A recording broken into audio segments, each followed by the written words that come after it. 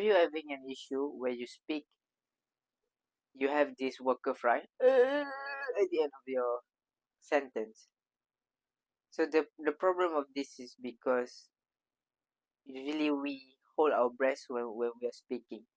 So this thing, we're not really conscious about it. So that's why starting now, you have to make sure before you speak, before any sound coming out of your mouth, make sure that your stomach is coming in. So that's the key here. That's the game changer that I've learned recently. And by doing that, you give your energy much more energy. You can project more volume, and also you can speak for much longer without damaging your voice.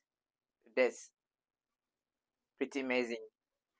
And how to do that is I show demonstration here.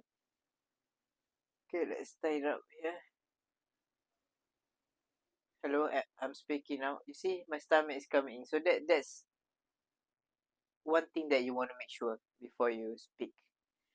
And first, maybe you have an habit where you do a shallow breathing. You're breathing in through your chest. So that's not good. You won't have much breath support if you're using only your chest. If you look at baby, they're breathing through their stomach. The stomach coming in there, their stomach moving in. Because all this is accessories, muscle. It shouldn't be moving when we're inhaling. So we have to find a way so we can always breathe in through our stomach. It's diaphragm breathing is the correct way to breathe, and practice it. Because if you see, if your stomach is moving, that means that you're holding your breath. That's the thing that you don't want to do. And to be conscious on your stomach while focusing on the content that you want to be delivering, it's really difficult. But maybe practice one thing at a time. For example, do the session like this that I'm doing now.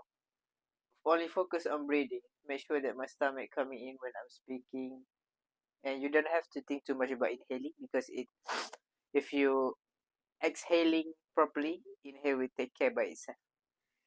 And there's also one thing that I found out, I've learned, and it's amazing. So what is next is I want to keep practicing using this belly breathing and supporting my sentence using my belly. So for the analogy is, imagine that your stomach is an accelerator. When you push it more, you can be much more louder, you can project more voice. But if you exhale it slowly, then your volume is not that much. So that's how you control it. And make sure to only speak when you have enough air in your stomach. If you're out of breath it will be difficult also. So another way to practice is make a sound like make an this sound. Make sure that your stomach is coming.